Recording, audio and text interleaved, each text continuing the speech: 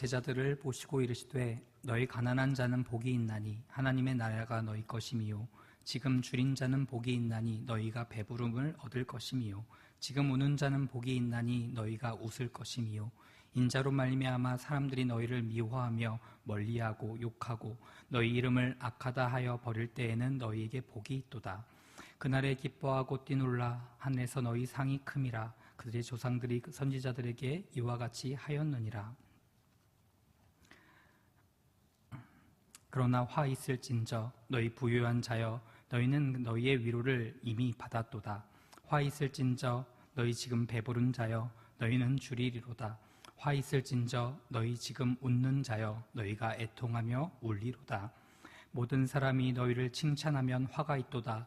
그들의 조상들이 거짓 선지자들에게 이와 같이 하였느니라. 아멘.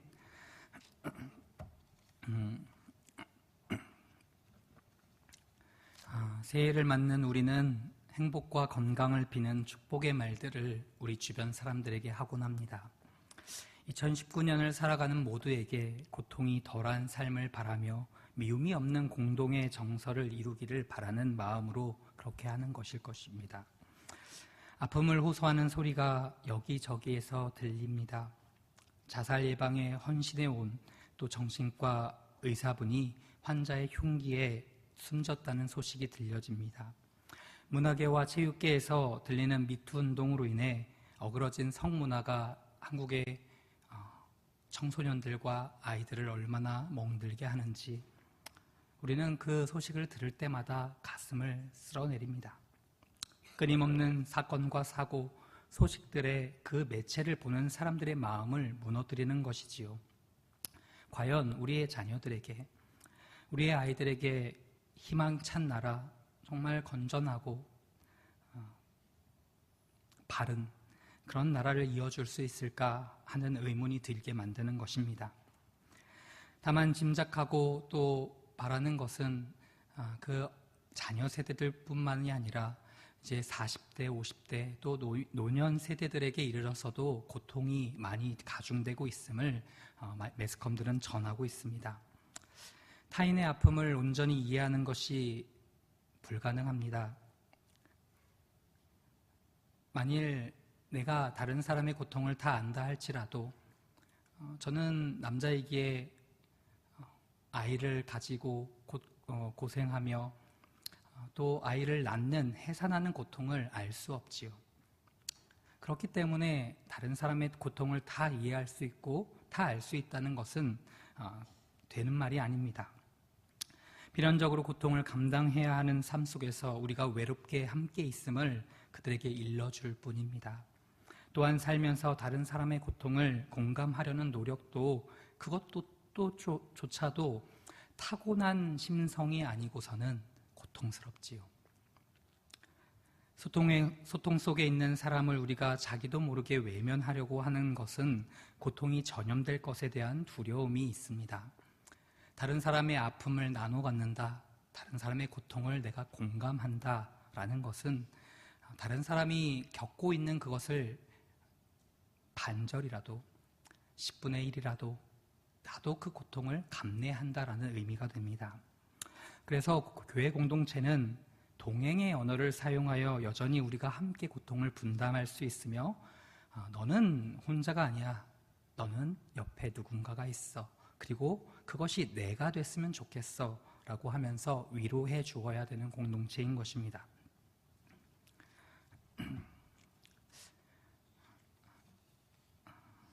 오늘 우리가 읽은 본문 말씀은 누가복음에 있는 말씀입니다. 우리 예수님께서 제자들을 불러 모아 산에서 가르치신 마태복음에 있는 5장에 등장하는 산상수훈과 유사합니다.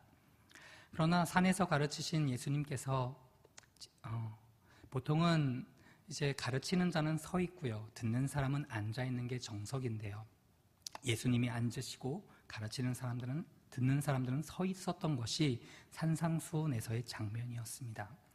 물론 하나님 나라의 사실을 제자들에게 가르쳐 주시기 위함이지요. 무리는 제외되었습니다. 하나님의 자녀가 아닌 사람들은 그 가르침에서 제외되고요. 오히려 제자들, 하나님을 따르겠다고 하는 사람들, 예수님의 제자들만이 그 길을, 그 말씀을, 메시지를 들을 수 있었습니다. 왜 그런지 이것을 필사하고 이것을 쿰난 사본으로 우리가 받았을 때 본문이 누락되었는지 마태복음에 등장하는 팔복과 다르게 세 가지만 기록되어 있습니다.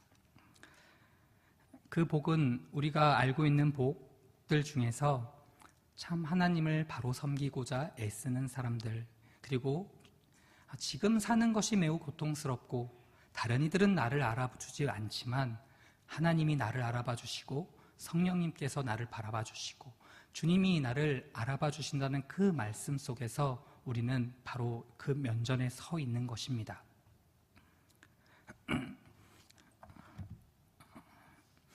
제가 조사를 해보니 세상 사람들이 가진 오복이라는 것이 있습니다.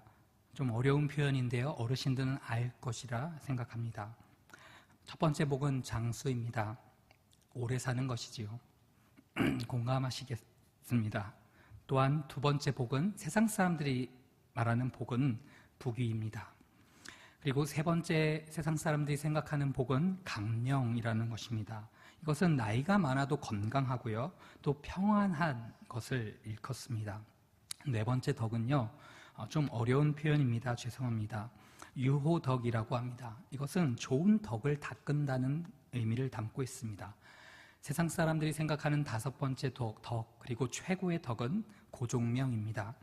타고난 수명을 고통 없이 누리다가 자기 집에서 죽는 복을 고종명이라고 합니다.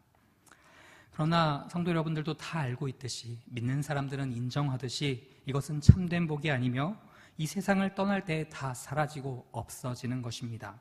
오늘 누가복음을 통하여 예수님의 말씀해 주신 그 복, 영적인 복이요, 천국에 가서까지 가져갈 우리가 하나님과 만나게 될 그 복, 영원한 복이 우리에게 주어져 있음을 성도 여러분들은 믿으시기를 바랍니다.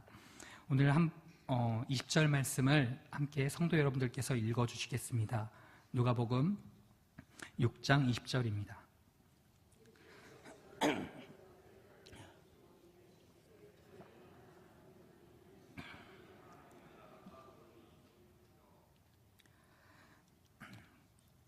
너희 가난한 자는 복이 있나니 하나님의 나라가 너희 것임이요.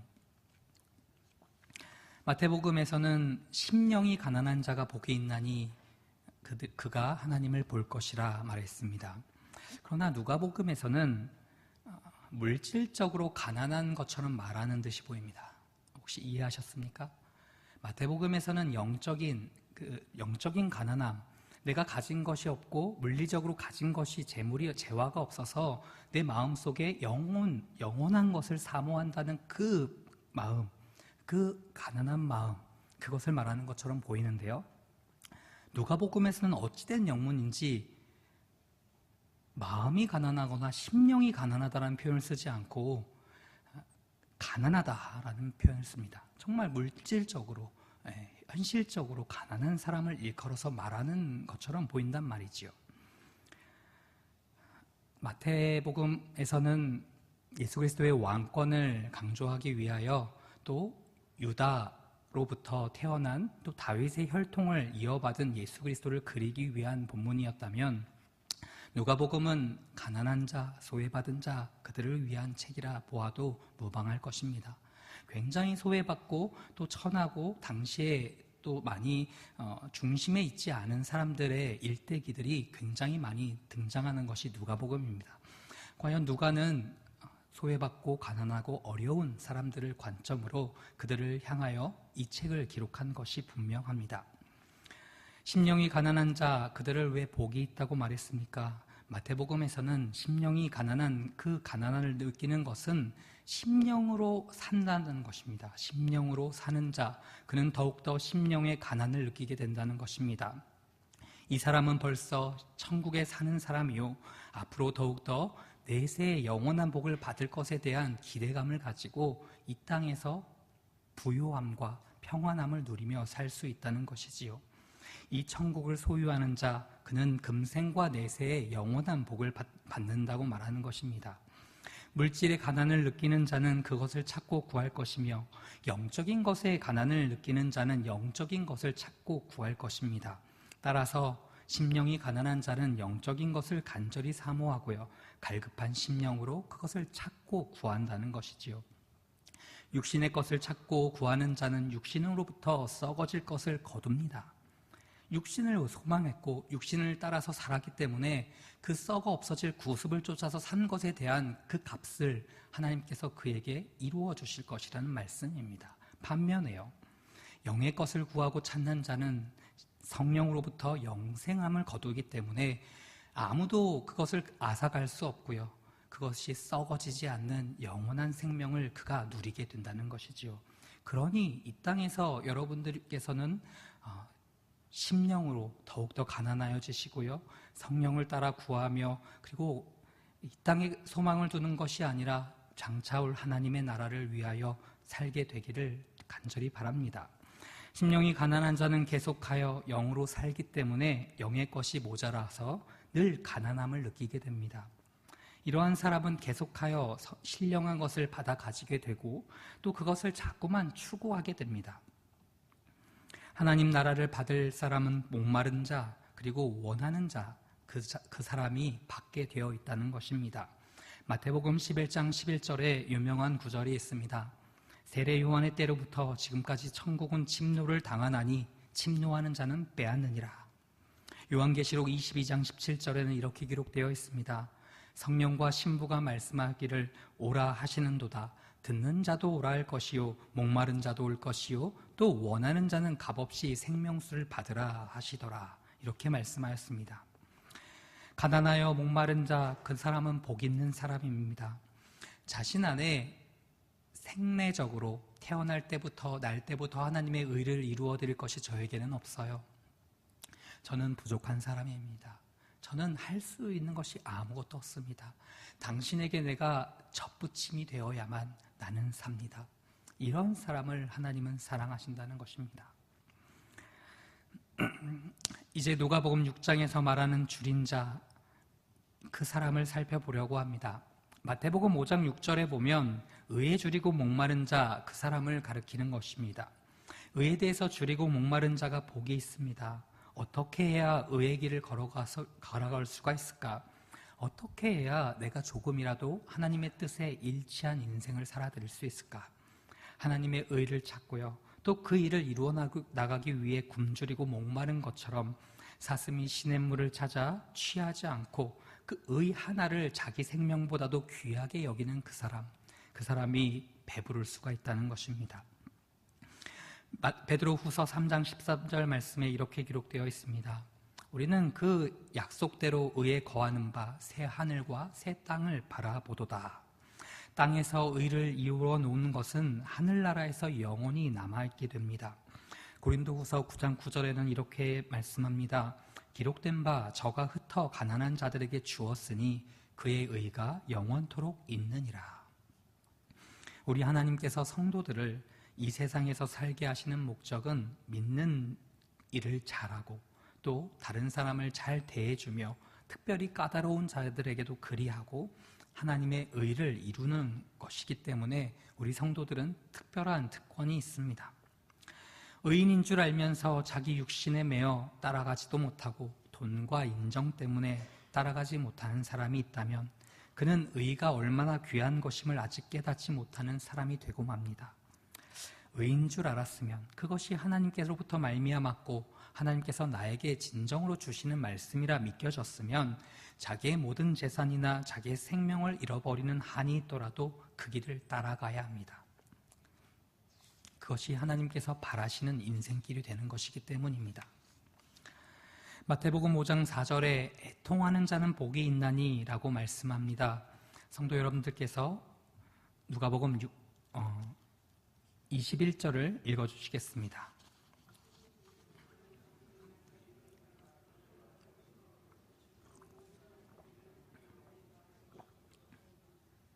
네, 감사합니다.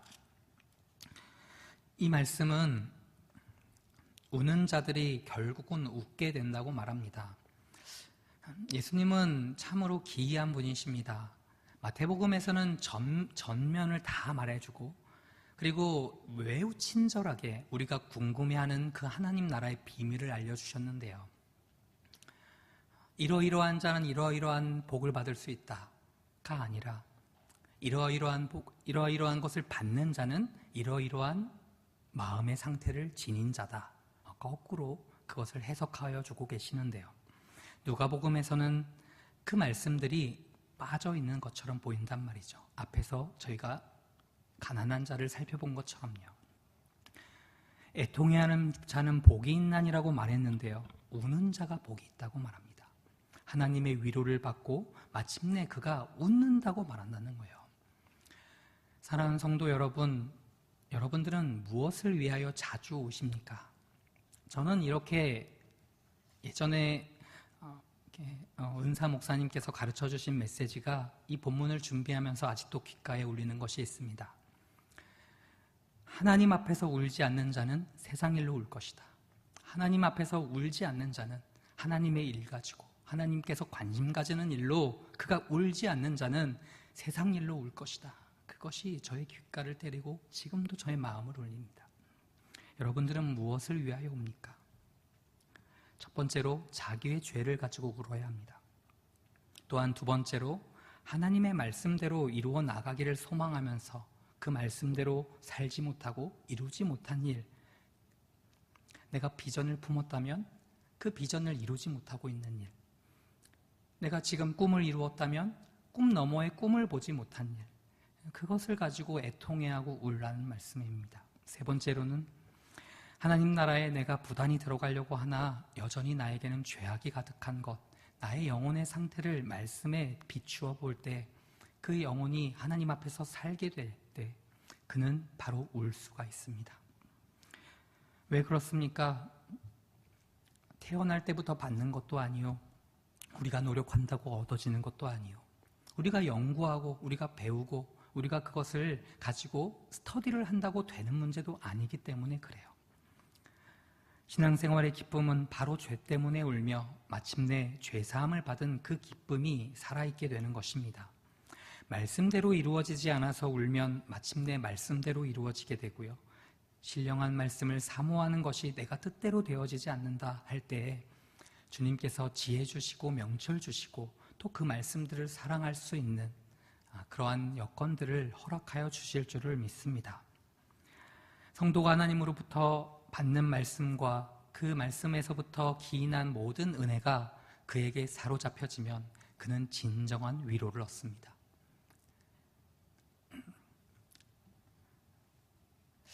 이제 결혼한 지 몇 개월 안 됐는데요. 사모가 아이를 갖고 나서 이전보다 더 사랑스러워지는 건 있습니다. 네, 그건 있어요.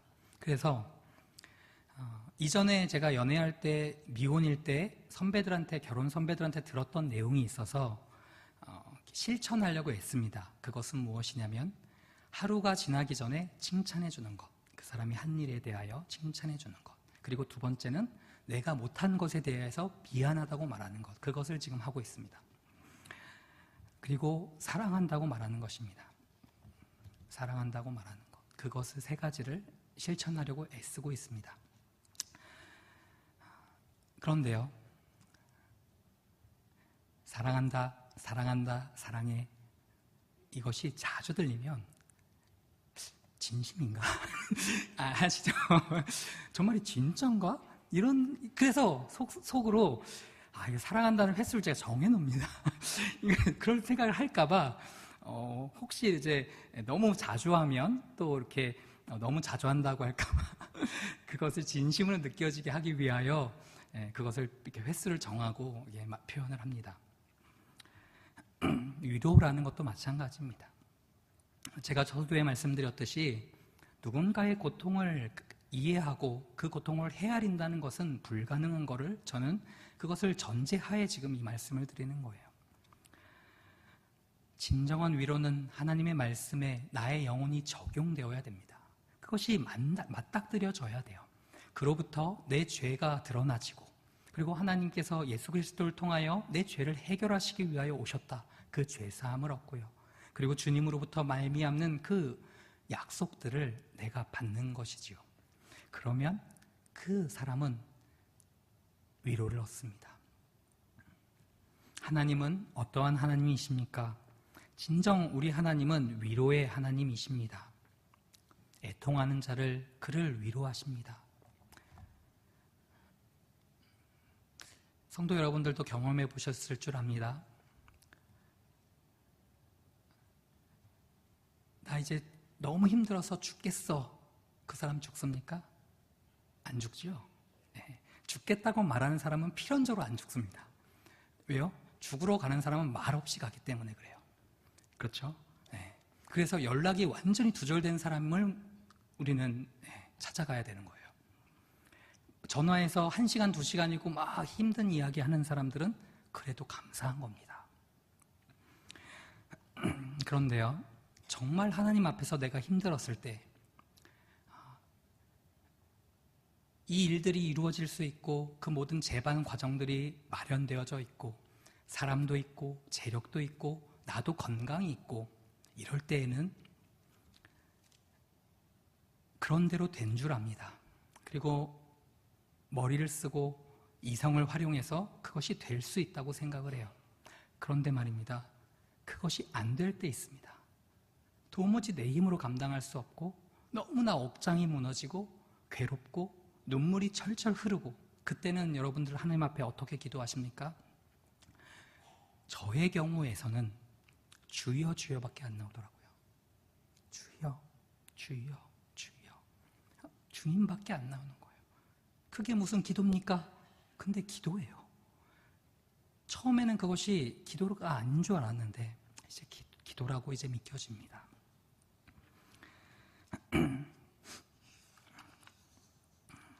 세상에서 가장 큰 고통과 십자가 형벌을 받으신 그 주님께서 우리 교회를 일구시고 또 각 처소에서 봉사하시고 수고하시는 교사님들과 모든 찬양들 대원들과 그리고 전도대원들과 여러분들 한 사람 한 사람을 위로하시기를 바랍니다. 그 위로가 하나님으로부터 말미암기를 바랍니다. 우리 개인사는 정말 녹록지가 않습니다. 4호정, 5,6도 이런 말들이 이제는 연령대가 그 나이대에 머물지도 않아요. 모든 것이 불안합니다. 고용도 불안하고요. 경제도 불안하고요. 올해는 어느 때보다 가장 힘든 시기라고도 말합니다. 성도 여러분들을 무엇으로 위로할 수 있겠습니까? 그 위로는 하나님의 자비하심으로 기인한 그 위로하심입니다. 고린도후서 1장 8절부터 9절을 보니 이렇게 기록되어 있습니다. 형제들아, 우리가 아시아에서 당한 환난을 너희가 모르기를 원하지 아니하노니 힘이 겹도록 심한 고난을 당하여 살 소망까지 끊어지고 우리는 우리 자신이 사형 선고를 받은 줄 알았으나 이는 우리로 자기를 의지하지 말고 오직 죽은 자를 다시 살리시는 하나님만 의지하게 하심이라. 사도 바울은 환난을 당할 때에 1차, 2차, 3차 지난번에 송정국 목사님의 말씀을 빌자면 4차까지요. 그 4차까지 전도 여행을 통하여 받은 것이 정말 죽을 고비를 수차례 넘겼습니다. 사도 바울이 말한 것 끊어질 정도로 극심한 환난을 당했다고 합니다. 그것이 얼마나 지독하길래 사형 선고를 당했다고 사형 선고를 받은 것처럼 그 수임 번호를 받고 수감자가 나중에 이제 사형이 될 그 사람의 마음처럼 되었다고 하는 것이지요. 이제 그는 자신을 의지하는 것이 얼마나 허망한 것인지를 깨닫게 됩니다. 죽은 자를 다시 살리시는 하나님을 만나게 되는 것이지요. 하나님은 마음이 곤고하여 상처를 안고 살아가는 인생들을 위로하기를 원하셔서 예수 그리스도의 모습으로 우리 가운데 좌정하셔서 우리를 위하여 돌아가시고 사흘 만에 살아나시고 부활 승천하셔서 그 뒤에 정말 제가 위로받는 메시지가 있습니다. 하나님 보좌 우편에 앉으셔서 어떻게 하십니까? 사단이 우리를 잠식하지도 못하고 우리의 의로움과 우리의 정의와 우리의 가진 것과 우리가 하나님 앞에서의 우리의 정체성을 앗아가지도 못하게 우리를 굳건히 붙들고 계신다는 것입니다. 하나님께서 그렇게 자녀를 사랑하시듯이 예수 그리스도께서 하나님 보좌 우편에 앉아 계셔서 지금도 우리를 위하여 실족하지 않도록 간구하고 계신다는 것입니다. 저는 너무나 이 말씀이 은혜가 돼요. 우리의 극심한 고통에도 하나님의 큰 뜻이 있습니다. 왜 그렇습니까? 실패를 통해서도 우리는 배웁니다.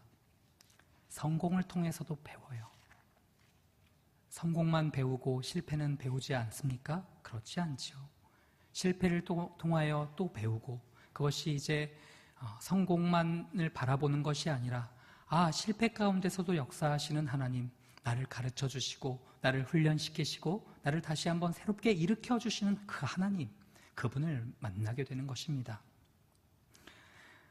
사도행전을 계속해서 보니 저는 바울의 인생이 신대원 다닐 때에는 다 선교나 교회를 세우는 것이나 그 다음에 제자를 삼는 것에서 다 성공한 사람인 줄 알았습니다. 그런데 이게 웬일입니까? 고린도를 가든 아덴을 가든 데살로니가를 가든 바울은 풍랑을 만나고 많은 정말 말로 다 할 수 없는 고통과 어려움들 속에서 우리 주님을 만난 인물입니다.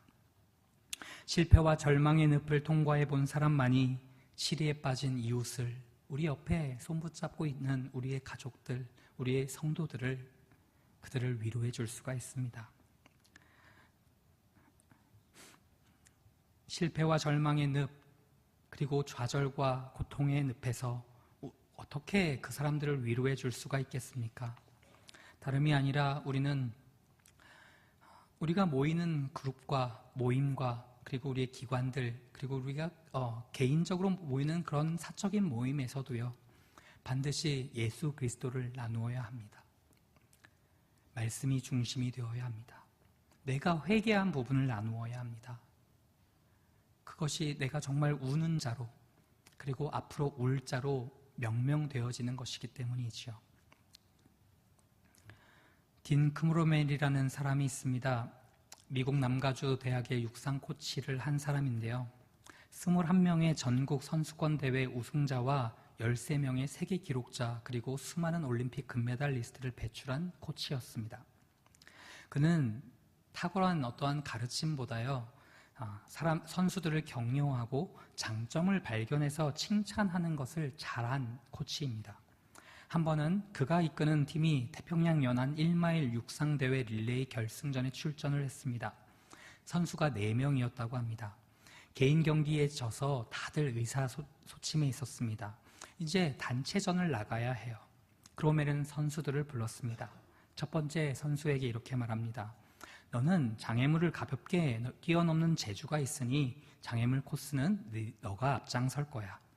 두 번째 주자에게도 장점을 말합니다. 너는 단거리에 능하니까 4분의 1 마일만 너가 앞서 나가라. 그리고 세 번째 주자에게 말합니다. 역시 그는 칭찬을 들었습니다.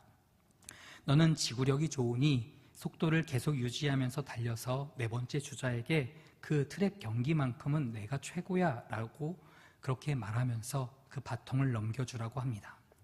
마지막 주자에게는 너는 단거리는 빠르나 결승점에서 자만한 사람은 아니니 너가 마지막 주자를 맡아라.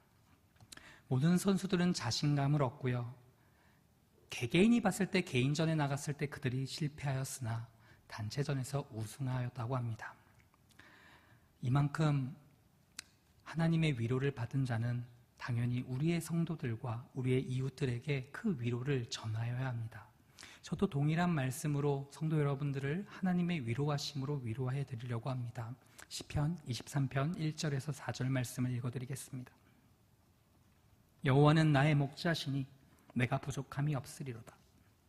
그가 나를 푸른 풀밭에 누이시며 쉴만한 물가로 인도하시는도다. 내 영혼을 소생시키시고 자기 이름을 위하여 의의 길로 인도하시는도다. 내가 사망의 음침한 골짜기로 다닐지라도 해를 두려워하지 않을 것은 주께서 나와 함께 하심이라. 주의 지팡이와 막대기가 나를 안위하시나이다. 이 시편은 청년 시절 양을 치는 목자였던 다윗이 쓴 시입니다. 하나님과 성도 간의 관계를, 성도가 누리는 그 축복을 목자와 양의 관계로 표현한 것이지요. 농부가 씨 뿌리는 비유를 더 잘 알듯이요. 어부가 베드로의 일대기를 더 잘 이해하듯이요. 다윗은 목동이었으니 이 여호와는 나의 목자시니 이 표현을 잘 이해하였을 것입니다. 다윗은 저가 목동으로 양을 쳐본 사람이기에 누구보다도 목자와 양의 관계를 잘 알았던 것입니다. 여호와 하나님을 인생의 육적이고 현실적인 만족과 안정을 채워주는 분이라고 생각하지 않고요. 오히려 하나님께서 그 영혼들을 받아주시며 살려주시며 의의 길로 인도하시는 분임을 다윗은 그 들판에서 양을 칠 때 깨달았습니다. 팔레스타인의 요단 계곡 지대가 험한 골짜기로 이루어져 있으니 목자 없는 양들은 말 그대로 위험에 처해 있는 것이 사실입니다. 그러므로 시편 23편에 나오는 이 표현, 음침한 골짜기, 이곳은 다윗이 볼 때에는 자기 양들이 다 낭떠러지로 떨어지는 그런 곳이었던 거예요. 사망의 음침한 골짜기. 우리가 발을 한번 잘못 헛디디면 그것이 웅덩이가 될 수도 있는데요. 다윗은 그것을 양을 치면서 알고 있었던 모양입니다. 생각해 보십시다. 그리고 상상해 보십시다.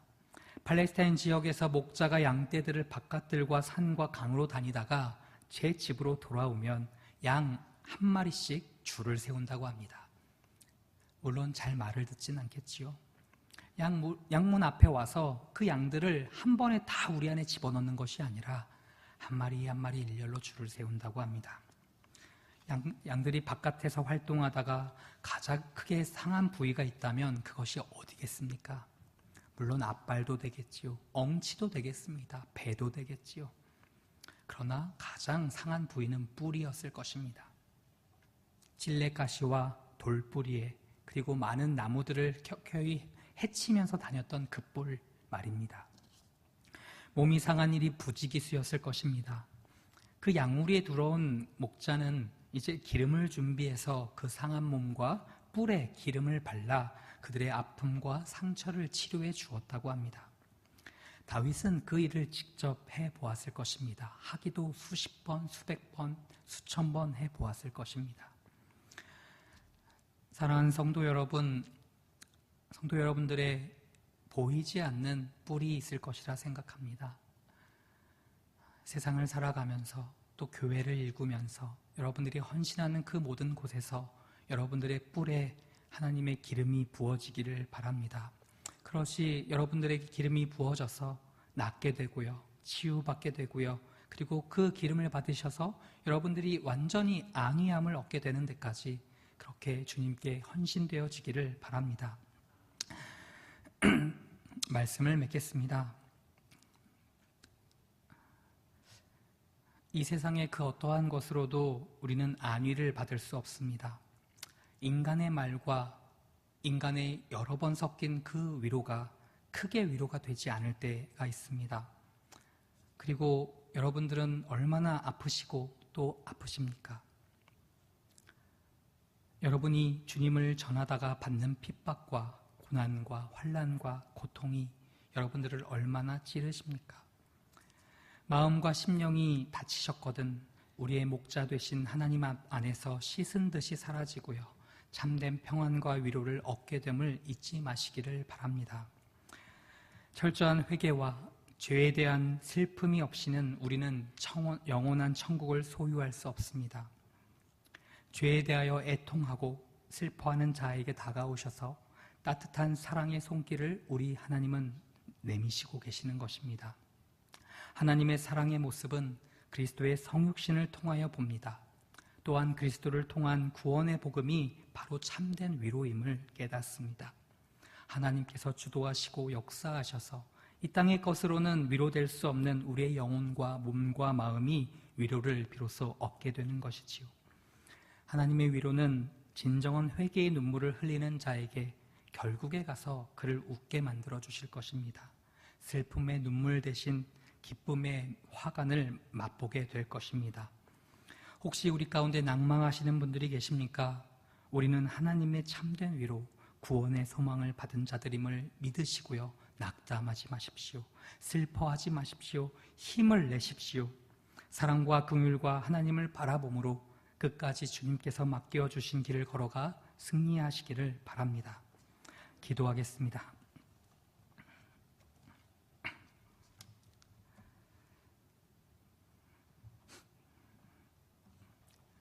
하나님 아버지, 하나님의 말씀으로 밖에는 위로할 말이 없습니다.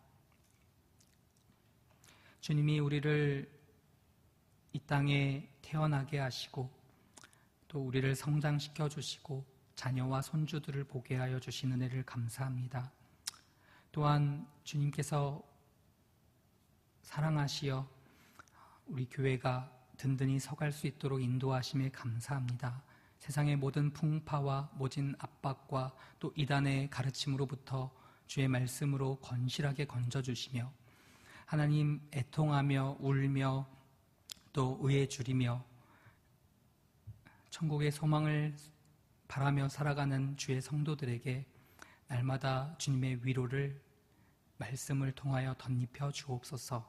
그리하시면 하나님, 우리는 주께서 맡겨주신 사명과 모든 사역과 모든 일들을 감당할 수 있겠습니다. 우리 스스로부터 나오는 의로움과 열심이 아니라 하나님께서 허락하시고 친히 일으켜 세워주시는 그 은혜대로 따라 살게 도와주옵소서. 감사를 드리옵고 거룩하신 예수님 이름으로 기도합니다. 아멘.